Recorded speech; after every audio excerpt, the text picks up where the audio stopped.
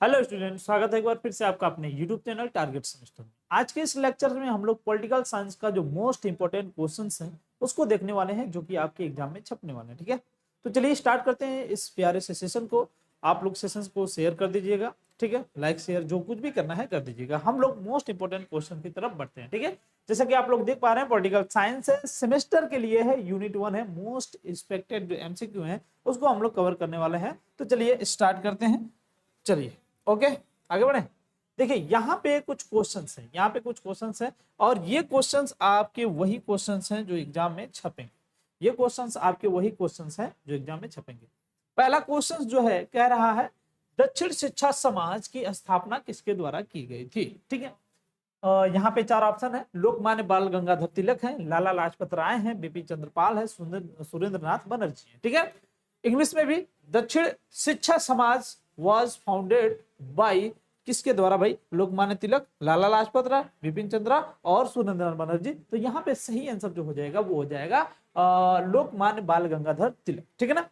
English में इसे जो है एक तरीके से डक्कन सोसाइटी कहा जाता था, डक्कन एजुकेशन सोसाइटी। ठीक है ना, इंग्लिश में इसे क्या कहा जाता था, डक्कन एजुकेशन सोसाइटी। ठीक है, डक्कन एजुकेशन एजुकेशन सोसाइटी। ठीक है, सोसाइटी।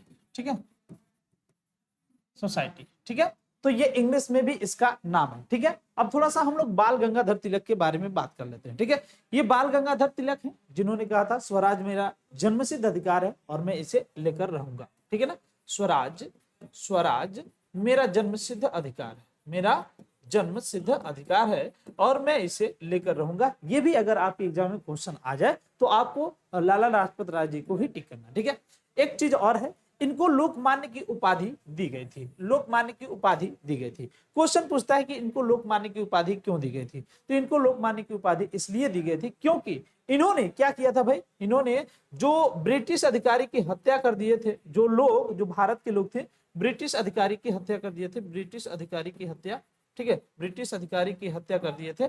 तो इसीलिए इनको जो है लोकमान्य की उपाधि दी गई थी, इसीलिए इनको क्या की गई थी, लोकमान्य की उपाधि दी गई थी। ठीक है ना।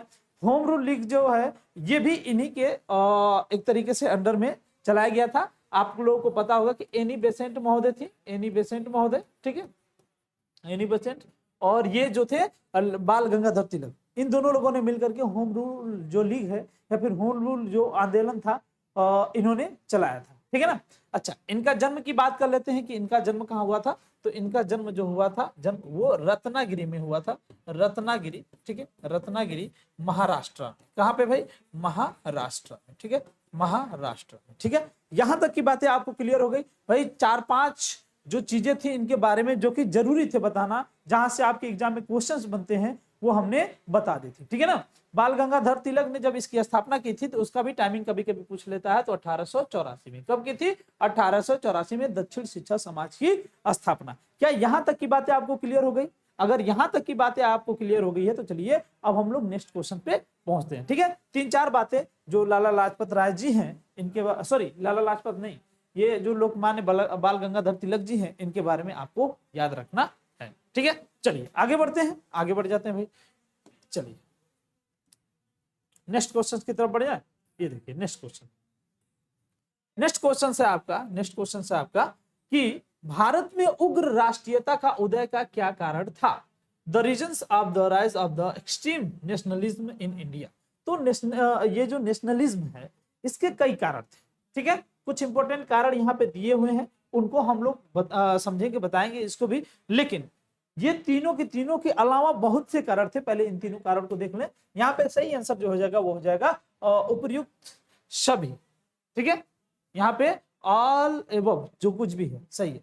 पहला कारण क्या है, उदारवादियों की पद्धति में असंतोष। ठीक है ना, यहाँ पे वो लोग सेटिस्फेक्शन नहीं थे, मतलब एक तरीके से जो सेटिस्फेक्शन वाला शासन लाने के लिए ये लोग उम्मीद कर रहे थे वो था नहीं। ठीक है, तो इसीलिए ये जो उदारवादियों का पद्धति था इससे ये सब असंतोष थे। ठीक है ना, तो एक तरीके से इनकी असंतोष ही क्या बनी, राष्ट्रीयता का उदय का कारण बनी। ठीक है, धार्मिक पुनरुत्थान और सामाजिक नवजागरण। ठीक है, देखिए एक चीज मैं बता दूं कि इसके पहले जब अंग्रेज भारत में नहीं आए थे, ठीक है ना, अंग्रेज जब भारत में नहीं आए थे तो हमारी जो संस्कृति थी, हमारी जो संस्कृति थी, ठीक है, ये हमारी संस्कृति बहुत अच्छी थी, बहुत फली फूली थी, बहुत फली फूली थी, ठीक है ना, बहुत अच्छी थी, ठीक है ना। लेकिन जब अंग्रेज लोग आया और भारत में आया, भारत को एक तरीके से सबसे बेकार सा राष्ट्र के रूप में स्थापित करने की बात कही। सबसे बेकार राष्ट्र की मतलब आपका एजुकेशन सिस्टम बहुत बेकार है,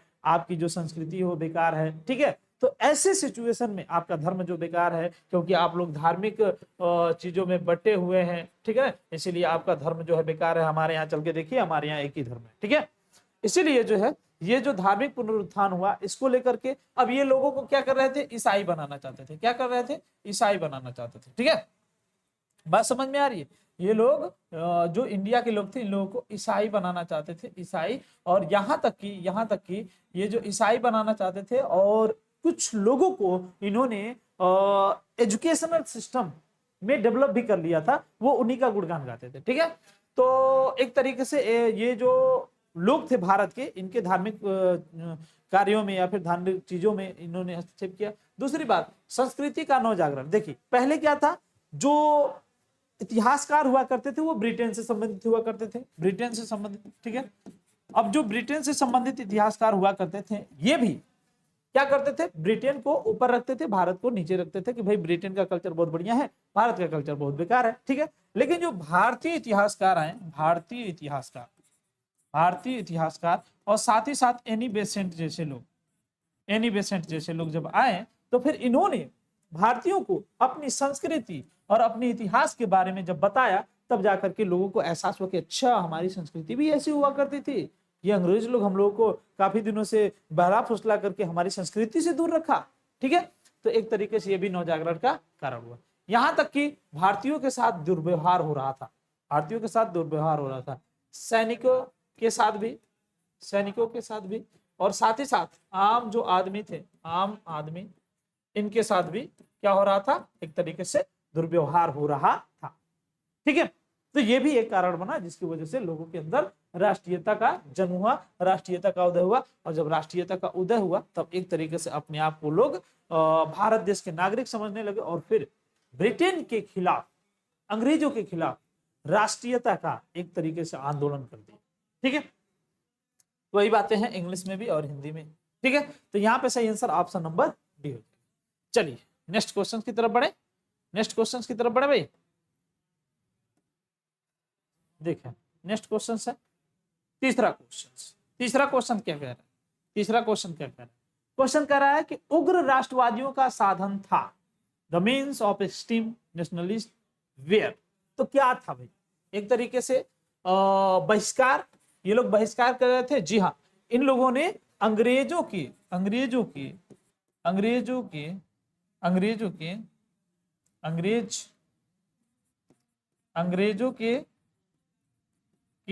शिक्षा, वस्तु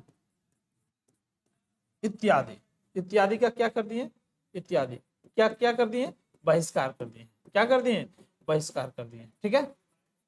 और इन्होंने स्वदेशी आंदोलन भी चलाया, स्वदेशी आंदोलन किस लिए चलाया भाई, स्वदेशी आंदोलन का मतलब हम अपनी ही चीजों को केवल यूज करेंगे। और ये स्वदेशी आंदोलन हुआ था जब बंगाल विभाजन हुआ था, तब बंगाल विभाजन की बात कही गई थी, तब 1905 में, ठीक है। इसके साथ ही साथ स्वदेशी आंदोलन को अपनाया गया, ठीक है, स्वदेश की चीजों को अपनाया गया, वहां पे हमने आपको बता दिया। इसके बाद राष्ट्रीय शिक्षा, इनको जो अंग्रेज लोग थे, ये लोग अपनी शिक्षा पद्धति को भारत पे जबरदस्ती लागू कर रहे थे, अपनी शिक्षा पद्धति को, ठीक है। लेकिन भारतीय लोग अब समझदार हो चुके थे, भारतीय लोग कह रहे थे कि ना ना ना ना, हम आपकी शिक्षा पद्धति को नहीं अपनाएंगे, हमारी अपनी खुद की शिक्षा पद्धति होगी, हमारा अपना खुद का सब कुछ होगा, हम अपने हिसाब से सब कुछ कर लेंगे, ठीक है। तो यहाँ पे तीनों के तीनों ऑप्शन सही हो जाएंगे, ऑल ऑफ दिस, इसमें से सभी जो है एक तरीके से उग्र राष्ट्रवादियों का साधन के रूप में काम किए। सभी बातें यहां तक की क्लियर है। चलो आगे बढ़े, आगे बढ़ लेते हैं, नेक्स्ट क्वेश्चन देख लेते हैं। हाँ, नेक्स्ट क्वेश्चन देखिए, नेक्स्ट क्वेश्चन कह रहा है कि भारत सेवक समाज के संस्थापक कौन थे भाई। यहाँ पे 4 ऑप्शन है, गोपाल कृष्ण गोखले, दादा भाई नौरोजी और एनी बेसेंट, और उसके बाद है सुरेंद्र नाथ बनर्जी, ठीक है ना, सुरेंद्र नाथ बनर्जी। तो यहाँ पे सही आंसर जो हो जाएगा वो हो जाएगा गोपाल कृष्ण गोखले। गोपाल कृष्ण गोखले के द्वारा भाई भारत सेवक समाज, ठीक है ना, भारत सेवक समाज, सर्वेंट ऑफ इंडिया भी हम लोग कह सकते हैं, सर्वेंट ऑफ इंडियन सोसाइटी भी कह सकते हैं, की स्थापना की बात कही थी। किसने? गोपाल कृष्ण गोखले ने, गोपाल कृष्ण गोखले ने। दादा भाई नौरोजी के बारे में आप लोग जानते हैं, एनी बेसेंट के बारे में आप लोग जान लीजिए कि ये जो है भारत की नहीं थी, लेकिन ये भारत को आजाद कराने में बहुत बड़ी भूमिका निभाई है। Home Rule League, Home Rule League, Home Rule League, अरे गड़बड़ हो गया जी, Home Rule League, Home Rule League, Home Rule League की इन्होंने क्या किया था? स्थापना किया था। होम रूल लीग का इन्होंने क्या किया था?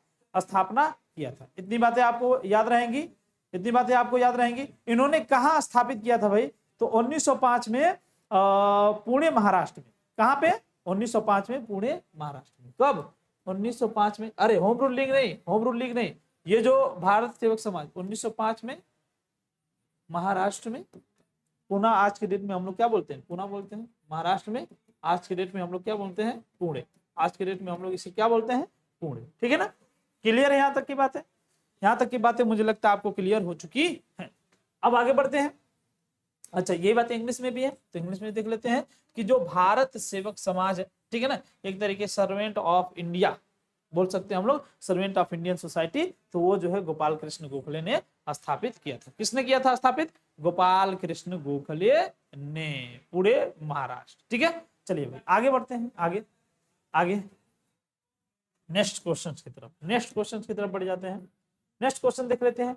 हाँ, स्वतंत्रता मेरा जन्मसिद्ध अधिकार है और इसे मैं लेकर रहूंगा। Freedom is my birth right, I will have it. ये मुझे चाहिए। ये किसने कहा था? ये किसने कहा था? तो ये बेसिकली किसने कहा था? यहाँ पे जो बाल गंगाधर तिलक है, लोकमान्य बाल गंगाधर तिलक, ठीक है ना, लोकमान्य बाल गंगाधर तिलक इन्होंने कहा था। लोकमान्य बाल गंगाधर तिलक इन्होंने इसके बारे में कहा था कि स्वतंत्रता मेरा जन्मसिद्ध अधिकार है और मैं इसे लेकर रहूंगा। मैंने पहले क्वेश्चन में ही आपको बता दिया था। ठीक है, क्लियर है? तो यहाँ पे सही आंसर क्यों, सही आंसर कौन हो जाएगा? बाल गंगाधर तिलक। ठीक है, चलिए नेक्स्ट क्वेश्चन की तरफ बढ़ जाते हैं। नेक्स्ट क्वेश्चन की तरफ बढ़ जाते हैं। हाँ, ये देखिए इंपॉर्टेंट क्वेश्चंस, और यहां से कई क्वेश्चंस बनते हैं। 1905 में बंगाल विभाजन किसके द्वारा किया गया था? 1905 में बंगाल विभाजन, ठीक है, 1905 बंगाल विभाजन, लॉर्ड कर्जन, आपने नाम सुना होगा। ठीक है, कौन? Lord Curzon. ठीक है, लॉर्ड कर्जन। ठीक है, लॉर्ड कर्जन ने क्या किया था? बंगाल विभाजन किया था। ये आपको याद रखना है, ये इंपॉर्टेंट पॉइंट है। ठीक है, अच्छा 1905 में हुआ था बंगाल विभाजन, तो बंगाल को विभाजित करके कितने पार्ट बनाए गए? 2 पार्ट, एक पूर्वी बंगाल, पूर्वी बंगाल, और एक पश्चिमी बंगाल, एक पश्चिमी बंगाल। ठीक है, ये जो बंगाल है, अंग्रेजों का कहना है, बंगाल का विभाजन करने पर अंग्रेजों का कहना है कि भाई देखिए बंगाल एक बहुत बड़ा प्रदेश है, हम इसको डिवाइड कर रहे हैं, इसलिए डिवाइड कर रहे हैं क्योंकि शासन व्यवस्था को बहुत बढ़िया तरीके से चलाया जा सके। लेकिन वास्तविकता क्या था? फूट डालो, फूट डालो,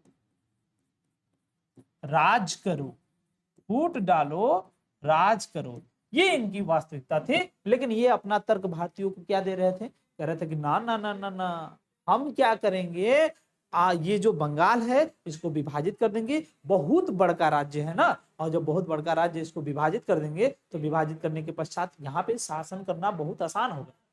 यहाँ तक कि इन्होंने पूर्वी बंगाल में मुस्लिमों को और पश्चिमी बंगाल में हिंदुओं को रखा, और यही आगे चल करके क्या बन गया भाई? पश्चिम बंगाल बन गया, जो भारत का एक राष्ट्र है। क्या बातें आपको समझ में आ गई? यहां तक की बातें मुझे लगता है आपको समझ में आ गई। ठीक है, लेकिन क्या बंगाल विभाजन सफल हुआ? नहीं। बंगाल विभाजन के बाद हो गया स्वदेशी आंदोलन। क्या हो गया? स्वदेशी आंदोलन। ठीक है, पूरी तरीके से अंग्रेजों का वाट लगाने का काम किया जाने लगा, पूरी तरीके से अंग्रेजों का वाट लगाया जाए, पूरी तरीके से। ठीक है, और इसी समय इसके बाद इसको रद्द भी कर दिया गया। कब रद्द किया गया? 1911। कब रद्द किया गया? 1911 में, 1911, ठीक है, 1911 में। कब भाई? जॉर्ज पंचम, जॉर्ज पंचम, ठीक है ना। ये कौन थे भाई? जॉर्ज पंचम। ये जॉर्ज जो पंचम है ना, ये उस समय के प्रिंस हुआ करते थे। ये जो जॉर्ज पंचम है उस समय के प्रिंस हुआ करते थे। इनका आगमन हुआ कहां पे? दिल्ली में। कहां पे बुलाया गया इनको? दिल्ली में। अच्छा, क्यों बुलाया गया? क्योंकि क्योंकि जब ये विभाजन हुआ ना, तो विभाजन हुआ तो बहुत बड़ा आंदोलन हुआ, समझे कि नहीं? भारत में बहुत बड़ा आंदोलन हो गया, और जैसे ही आंदोलन हुआ तो फिर लोगों को लगा कि अब यहाँ पे शासन संभालना बहुत जरूरी है। लग रहा है कि जो बंगाल है वो हमारे हाथ से निकल जाएगा, ठीक है। तो फिर इन्होंने किसको बुलाया? जॉर्ज पंचम को बुलाया। जब जॉर्ज पंचम को बुलाया तो फिर क्या करने के लिए बुलाया? एक तरीके से वहां पे शासन व्यवस्था को देखने के लिए बुलाया, ठीक है। यहां तक की बातें आपको क्लियर हो गई कि नहीं? यहाँ पे किंग जॉर्ज पंचम थे, स्वदेशी आंदोलन की शुरुआत हो गई थी, ठीक है। और इसको जो कवर करने का काम किया ये वाला 1911 वाला, ठीक है। तो लॉर्ड हार्डिंग करके था, लॉर्ड हार्डिंग, लॉर्ड हार्डिंग, ठीक है। लॉर्ड हार्डिंग ने इसको वापस से कवर करने का काम किया, ठीक है। तो देखो, इसी के बाद हुआ था स्वदेशी आंदोलन, ठीक है। बंगाल विभाजन 1905 में। कई बार ये क्वेश्चन आपके एग्जाम में पूछ लेता है, ठीक है। चलिए आगे बढ़ते हैं, आगे बढ़ते हैं। यहाँ तक की बातें क्लियर हो गई। आप लोगों को अगर दिक्कत हो तो फिर स्क्रीनशॉट भी ले सकते हैं, लिख भी सकते हैं, कोई दिक्कत नहीं है, ठीक है। चलो आगे बढ़े। Next question. हाँ, यहाँ पे देखिए, ये बहुत एक तरीके से बहुत ही क्रिटिकल क्वेश्चन है। कह रहे हैं कि मुझ पर किया गया लाठी का एक एक प्रहार ब्रिटिश साम्राज्य के कफन का कील बनकर रहेगा, ऐसा किसने कहा था? ब्रिटिश साम्राज्य एक तरीके से उस समय, अच्छा ये घटना कब की है? ये घटना कब की है? कब ये कह रहे हैं? तो ये जो है साइमन कमीशन के टाइमिंग का घटना है। 1942 में साइमन कमीशन आया था, ठीक है। 1942 के साइमन कमीशन में लाला लाजपत राय भी थे। ये भी कर रहे थे विरोध। क्या कर रहे थे? विरोध कर रहे थे, ठीक है। लेकिन इनको जो है लाठी से इतना मार दिया गया, लाठी से इतना मार दिया गया कि यहीं से इनकी जो इनके ऊपर जो प्रहार हुआ, यही इनकी मृत्यु का कारण भी बन गया। इतना पिटाई हो, ठीक है, क्लियर है। तो यहां तक की बातें आपको समझ में आ गई। अब ये 1942 में साइमन कमीशन, अच्छा इनको जो है पंजाब केसरी का भी उपाधि दिया गया था, पंजाब केसरी का भी उपाधि क्या दिया गया था? पंजाब केसरी का उपाधि, ठीक है, पंजाब केसरी का उपाधि। किसी को कोई डाउट है यहां तक? किसी को कोई डाउट है? अब देखिए यहाँ पे, every blow of the lathi on me will remain and nail in the coffin of the British empire. एक तरीके से ब्रिटिश एम्पायर के लिए कफन के रूप में कार्य करेगा। ये किसका कथन है भाई? ये कथन है आपका लाला लाजपत राय जी। बहुत बड़ी भूमिका इनकी भी रही है। साइमन कमीशन में लाठीचार्ज हो रहा था। कहा जाता है कि इनको जानबूझ करके इतना मारा गया कि इनकी मृत्यु हो जाए, ठीक है। यहां तक की बातें अगर क्लियर हो गई हैं तो भाई देखो, अभी तक जो कुछ भी आप समझे हो, पढ़े हो, जाने, ठीक है, यहां से क्वेश्चंस आपको बनते हैं एग्जाम में। मान के चलिए ये क्वेश्चंस तो आपको मिल गए, यूट्यूब पे आप सर्च किए, मिल गए, ठीक है। लेकिन और भी क्वेश्चंस जो आपके एग्जाम में मिलेंगे, या फिर जहां से एग्जाम में क्वेश्चंस बनेंगे, वो कैसे मिलेंगे भाई? ऐसे तो काम होगा नहीं कि एक दो वीडियो देख लिए पूरा एग्जाम जाकर के लिए ना, ऐसे नहीं होगा। तो फिर उसके लिए हर बार की तरह टारगेट गुरुकुल, हर बार की तरह टारगेट गुरुकुल लेकर के आया है आपके सामने सारथी नामक बैच। ये जो सारथी नामक बैच है बहुत ही प्यारा सा बैच है बाबू। ये जो सारथी नामक बैच है बहुत ही प्यारा सा बैच है। आप इसका फीचर्स देख सकते हैं, आप इसके फीचर्स देख सकते हैं बाबू। चलिए मैं इसके फीचर से आपको रूबरू करवाता हूं, ठीक है। यहाँ पे आप लोग देख सकते हैं, यहाँ पे आप लोग देख सकते हैं जो सब्जेक्ट पहले देख लेते हैं। सब्जेक्ट जो है वो है English, Hindi, geography, history, sociology, political science और इकोनॉमिक्स। इन सभी में से जो भी आपका सब्जेक्ट है तो आप जो है टारगेट गुरुकुल का जो सारथी नामक बैच है, सेमेस्टर पर आपको ये मिल जाएगा सारथी नामक बैच। आप टारगेट गुरुकुल ऐप को डाउनलोड करो, ये सभी सब्जेक्ट के कंप्लीट नोट्स आपको देखने को मिलेंगे, ठीक है। बहुत ही लो प्राइस में, बहुत ही लो प्राइस में। आप देख सकते हैं कि इसमें थ्योरी क्वेश्चंस भी मिल जाएंगे, इसमें क्लास नोट्स पीडीएफ सब कुछ मिल जाएंगे। इसके अलावा जो इंपॉर्टेंट एमसीक्यू है वो भी मिल जाएंगे, जो शॉर्ट नोट्स है वो भी, ऊपर से पर्सनल मेंटरशिप। आप मुझसे जुड़ना चाहते हैं, पर्सनली जुड़ना चाहते हैं तो भी आप जुड़ सकते हैं। क्लियर है? हर तरीके से मैं आपको गाइड करूंगा, किसी भी प्रकार से कोई प्रॉब्लम नहीं है। बच्चों का इतना बेहतरीन रिजल्ट आया है कि बच्चों ने खुद ही भेजा है। आप YouTube पे सर्च करके एक बार देख सकते हैं, पोस्ट में जाकर के देख लीजिएगा। बच्चों का जो सीजीपीए एसजीपीए जो कुछ भी है इतना बेहतरीन है कि मैं क्या ही कहूं। तो ये सिर्फ और सिर्फ ये जो आपको दिख रहा है ना, ये जो आपको दिख रहा है सारथी नामक बैच, इसी की कृपा है कि बच्चों ने इतना बेहतरीन नंबर लाया है। और बच्चों ने लाया ही नहीं है बल्कि टॉप किया भाई, बच्चों ने टॉप किया, आप जाकर के देख सकते हैं। ठीक है, तो अगर आपको कंप्लीट स्टडी मटेरियल्स, अगर आपको कंप्लीटली चीजें, कहीं से भी कोई डाउट न रह जाए, ऐसी तैयारी करनी है तो फिर आप बेहिचक सारथी नामक जो बैच है इसको ज्वाइन कर सकते हैं। क्योंकि कहा जाता है कि सारथी देगा साथ और अब हर बच्चा करेगा सेमेस्टर टर्म। ठीक है, चलिए फिर से हम अपने क्वेश्चंस पे आते हैं। क्वेश्चंस का समझाने का तरीका तो आप लोग देख ही रहे हैं कि कितने बेहतरीन तरीके से क्वेश्चंस को कवर किया जा रहा है। यहाँ पे जो लाला लाजपत राय जी हैं, इनकी जो है क्या हो गई थी, मृत्यु हो गई थी, वही लाठी का मार खा जाने की वजह से। ठीक है, चलिए भाई आगे देख लेते हैं। ये पंजाब केसरी का इनको उपाधि दिया गया था। और एक व्यक्ति और थे जिनका नाम है लौह पुरुष, जिसे हम लोग बोलते हैं। आगे क्वेश्चन आएगा तो उनके बारे में भी हम लोग पढ़ेंगे। लौह पुरुष हम लोग देखते हैं, इनको कहते हैं लौह पुरुष, जिन्हें हम लोग बोलते हैं सरदार वल्लभ भाई पटेल। सरदार वल्लभ भाई पटेल, ठीक है, वल्लभ भाई पटेल।